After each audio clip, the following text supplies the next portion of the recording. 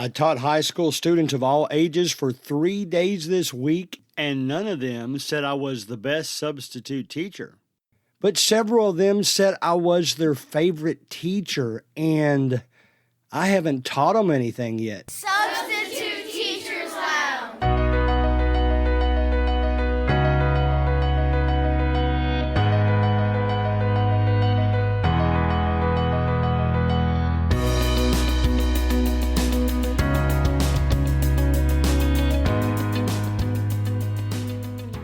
All right, I have to apologize to you guys for two reasons today. First of all, you can probably already hear it. My voice is shot. I guess for the first time since mid-May, I talked pretty much all day long for 3 days. I guess I have to get my voice back into condition for that, so apologize for that. Last week, man, I messed up. I know what happened. I made a correction to the episode before I published it, but for some reason, I then published the wrong episode. So there was a bunch of you that downloaded the wrong episode, and I'm not even sure you realized it because it was an episode you hadn't heard in a while. So make sure, go back and look for episode 117. If you're an Apple person or if you're subscribed on anything, it should have downloaded the new episode and actually said revised on it. And from the downloads, I think most of you caught up on it, but I apologize for that. It is episode 117. I think I first published it under 116. I know that sounds a little confusing, but I was worried that if I didn't change the episode number, that a bunch of you would not realize that you had missed the most current episode. So episode 117, it has the word revised in the title right at the beginning. So make sure that you've listened to that one. This is going to be fun today, and I use that word on purpose. This, as I get back into the school year, it's funny. I always keep a list of topics that pop into my brain on what to do the next episode about. But once we get to the school year, I often change that because something almost always comes up during the school week that makes me think, boy, that would make a good episode. Today, I know it may not be your personality, but I'm going to try to encourage you to be a funny substitute teacher. Now, you heard my opening. If I think back, I don't think I've heard too often that I'm the best substitute teacher. I've heard that some from teachers, to be honest, because they like the way I'm organized. But I don't hear that from the kids very often. But what I hear all the time is that you're my favorite. Now, I'm trying to think. Thursday and Friday, I'd started teaching Wednesday. This week, as you might expect, and I assume it's the same at all schools, it's more of a get acquainted week. We're doing fun things. We're playing games, maybe in the line of the class. I mean, I played biomedical Jeopardy and anatomy Jeopardy this week in class. So it's games in line with class, but it's nothing too serious. And then we'll hit the ground running on Monday. So I really hadn't taught these students anything that they need to pay special attention to me. But yet, I had a bunch of them that told me I was their favorite. And I figured it out. I had one student that didn't show up the first 2 days for legitimate reasons, and that student was in my class on Friday. So I'm glad you're with us today. I made a joke with her. She laughed, and she said, "Yeah, I've heard you're the funny teacher." And I'm thinking, okay, I'll take that. I do try to be funny. And I'll be honest with you, I have come to the conclusion that even if it is not in your personality to do that, do it anyway. Use not just humor. Humor sounds too formalized. I like to use the phrase, be funny.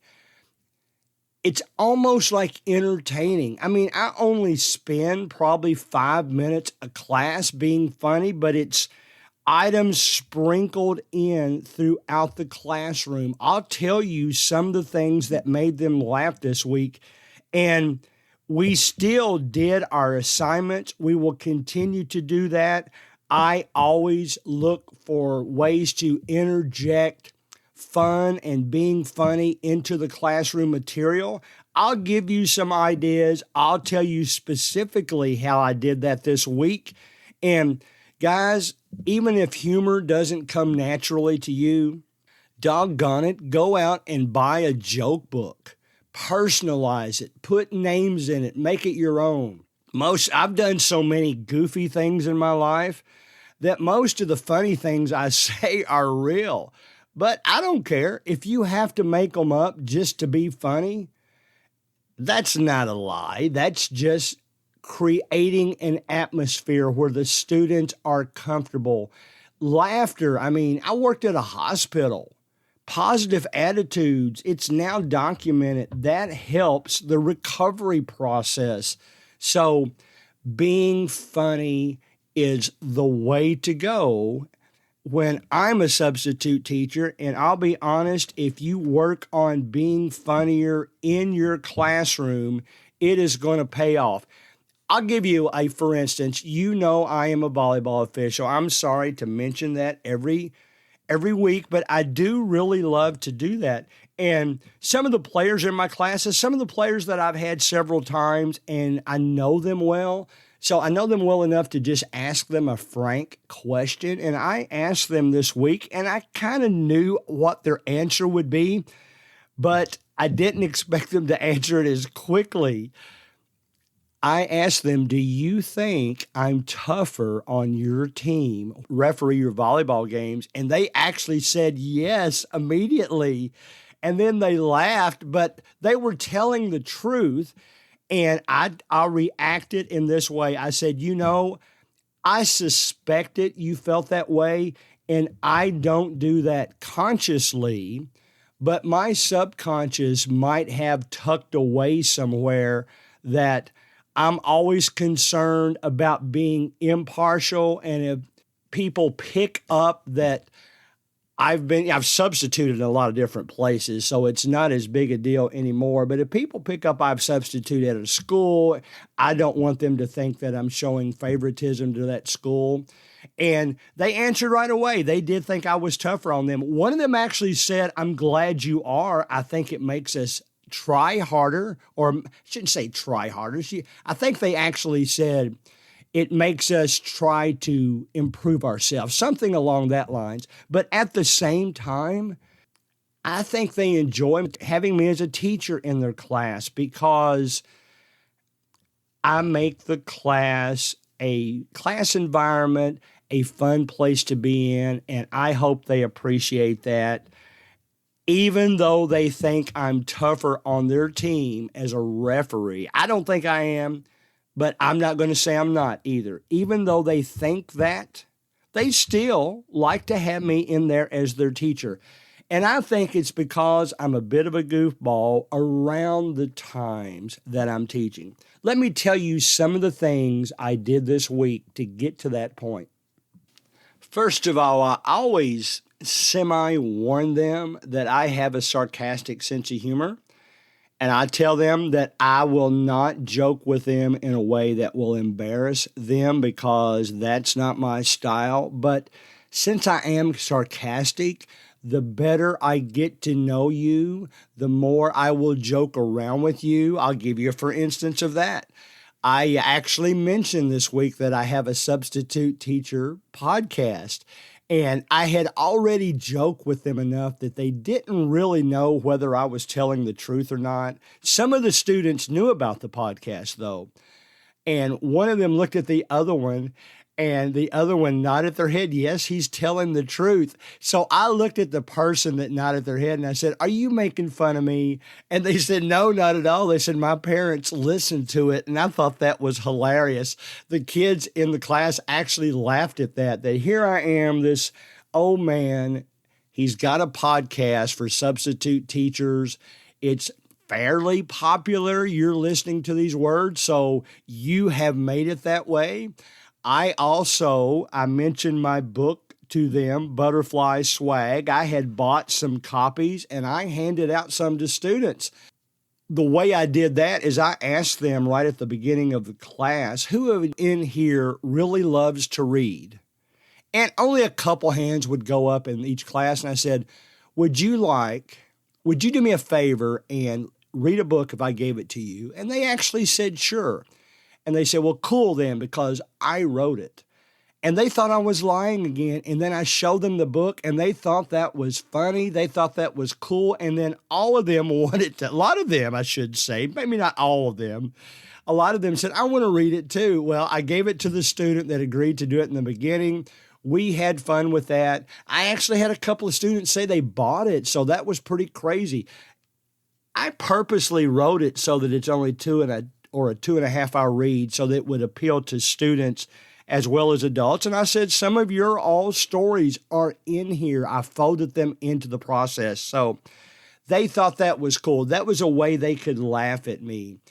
I joke around. Now, I don't want to make light of the pandemic. It's currently August 22nd, 2021. But I often make the comment that my wife doesn't mind me wearing a mask again because the more of my face that I cover up, the better she thinks it is. Now, they think that's funny. They grimace, and then they see as the week goes on that I make fun of myself all the time, and it keeps them in the class. If I can tell there's some eyeballs out there that are starting to maybe get a little light, that they're closing, well, I try to break it up. I start walking around, and I start trying to say a couple of funny things as I walk around, and it always works out well.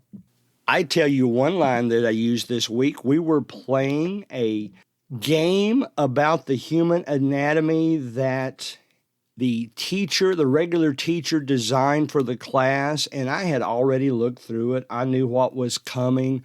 One of the questions had to do with an old clip from not Miley Cyrus, Hannah Montana, the character that she played years ago, where she sang in the classroom about bones.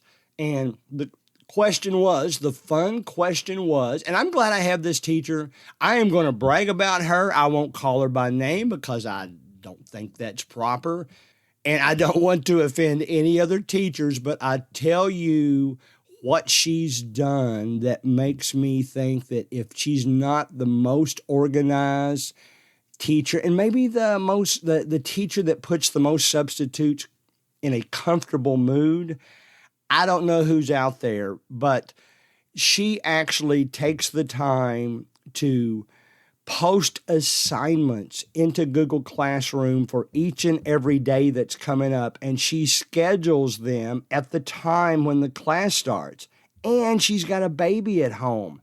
So she's doing all this in the background. I know that when I show up to teach the class, the stuff that they're going to need in Google Classroom is right there, and I can get going. And I've bragged about her to the students. I've told her I have.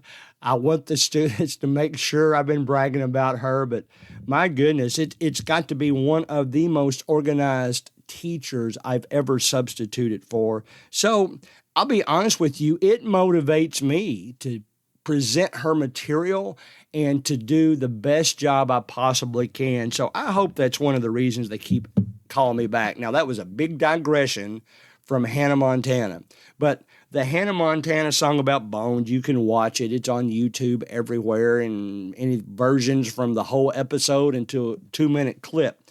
But after I said that, I just jokingly mentioned that Miley Cyrus continues to sing about her body, but that's something we're not going to get into right now. And they thought that was funny. And it's something, it's almost at the edge, but not quite. And it's things like that they remember me by. I walked into a situation the other day at the end of the school. In fact, it was on the end of the day, Friday, a student that I knew from another school, and he was with his girlfriend, and he said, yeah, she says you're already her favorite teacher. Now, I knew her from before, and I haven't really taught them anything yet, but it's because I keep that loose environment in the classroom. They know that they're going to enjoy coming in there. It's going to be an environment that's conducive for teaching and learning, but yet lighthearted enough that we can have fun in there and promote the process of learning in that way too. Now, we've had specific episodes on personal stories. A lot of my personal stories that I tell, they enjoy listening to. They're funny. I will tell them some of the stupid stuff. I didn't get in trouble much in school. I was a good kid, but I did some dumb things. You know, you used to be able to go into the boys' restroom and use a nickel to turn off the wall units. I don't know why I did that. I guess I just saw some other boys in there and they would think I was cool. Well, I got caught, and that was really the only trouble. Man, that's disgusting, isn't it? That was the only trouble. I joke with them all the time that I'll say something like, I'm not the cool person that you see before you now. I used to be a geek, and they think that's hilarious because they can tell from my personality and what I like that I probably was kind of a geeky student, and that's funny to them, and it keeps them interested. It keeps them into the class. I tell the story. Now, this isn't funny, of course. It's actually mind-blowing to them that we are studying. When we talked about anatomy and we were talking about the brain, I share, and my wife knows I do this, I share the story of her mild stroke from 2015 and how it caused her to lose her lower right peripheral vision, which she's actually regained some of. There's some energy back there. So the way I use it in class when we're talking about the brain is how the brain is such an amazing thing, in that they could show us the MRI. Medical people, I'm sorry if I'm saying the wrong thing. I think it's called an MRI. They showed us her brain on that and how the dead cells that we could see, or I guess they weren't completely dead or she wouldn't be gaining some of them back, but you could see the darkened cells that was causing the part of the brain that was causing her peripheral vision to go away. It's pretty amazing. And I made the comment, I hope this is true. I heard it on a medical show, and I use it all the time, that there's brain surgery all the time now, and we're sophisticated enough about our knowledge of the brain that a doctor can actually, they know what part of your brain to touch and make your left foot go up. It's crazy. And we know who would have ever thought that we could figure out what part of the brain controls our emotions? But we do that now. That's why, it's great that I'm teaching a biomedical class, because I lead that in to say that's why the biomedical world can create drugs and prescriptions to help even with emotional issues. And it's really amazing how much we know about the brain now that we didn't know. I actually shared some of the things that was going on back in the 60s. I've listened to a podcast about the history of the lobotomy. So you can just search for that in podcast if you're interested in the doctor that was doing those. And of course, we know just from, you can find old I shouldn't say old TV shows, but TV shows about back in the 60s when they used to use shock treatment, and that was terrible. But stories like that, folding into class, makes the class more interesting. I would encourage you to do this. Share your personal stories. I will tell you, the funnier, the better. Embellish if you have to. Borrow someone else's stories if you have to. Those students love it when you make fun of yourself. They laugh. Maybe the best part about laughter is they then stay with you. I know that some of the things I'll give you, for instance, we had to go through syllabus. I did it again. I am supposed to say syllabi if I talk about more than one. It's an old Latin term, and you pluralize US by making it an I. I had to read through all those, and I could tell, especially late in the day, some of them were tuning out, and I could see some eyelids closing. So then I started to walk around and make some funny comments, talk about some things that I've done in the past, and they appreciate that. And I noticed those same students that were struggling while I was just reading from a paper, they all of a sudden were alert again and paying attention. So work those stories in. Be funny. Here's what I want you to do. If you want some of my funny stories, I don't mind sharing with you, sharing them with you. So email me, gregcollinssubstitute@gmail.com. I'll give them to you. But sit down right after this podcast is over. Make sure you're home. I know a lot of you listen to this while you're working out or in a car. So when you're in a safe situation, sit down. Rack your brain. Make a list of the funny situations you have been in your life.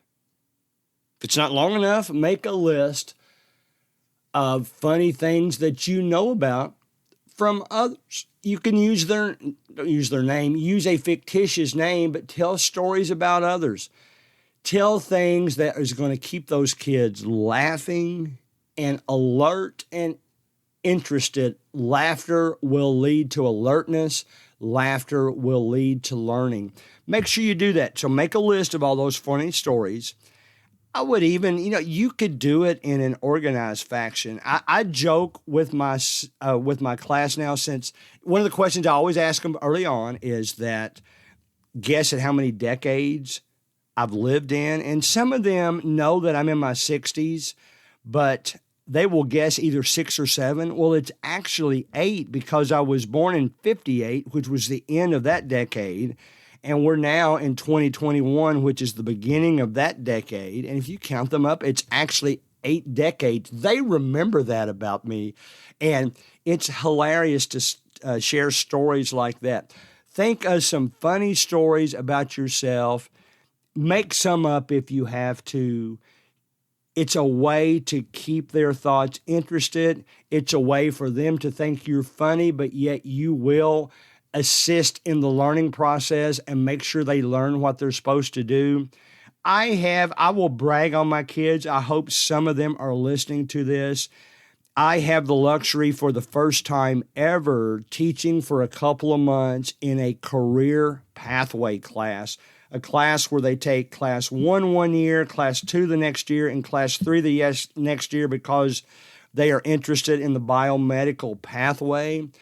And it's a lot of fun because most all of the students, unless they were just placed in there as a filler, most all the students are in there because they have chosen to be in there. That's probably the coolest thing about high school is they're starting to think about their career path. I'll tell them that I think the world of accountants, but as I look back and realize how much more I love the last 3 years, one of them asked me this week, what was your most fun year of your life? And of course, you always think about your marriage and your kids and things like that, events that were special to you. But I'll be honest with them, the last couple of years of my life have been extra special because of my grandkids and because I've met these students. And I tell them I would not come back in this room time after time. I would not miss you guys 2 weeks into summer break and wish I could see you again. That doesn't happen unless I realize that I have a passion for the education field. So get that passion. Make your list of funny stories. Don't hold it in your hand walking around like you're doing a comedy routine, but have them in your mental back pocket. Have them ready to tell them those funny stories when the time seems appropriate. I am organized enough that I have already looked through everything that I am teaching next week. I know I've already got all my materials ready. I already know what I'm going to say per the script. And I already have an idea where I can nonchalantly interject some funny stories in there to keep them motivated, keep them into the class, and keep them enjoying coming and having me as a substitute teacher. I don't mind. I'm not. I don't feel that's arrogant. I don't mind students telling me that I'm one of their favorite teachers. I want that. I want them to enjoy when they come into their class. But I think they will tell you too that I'm fair with everybody. I am not in any way, at least consciously, showing partiality in those classes. So work on your funny side. Be funny. It is the way to go.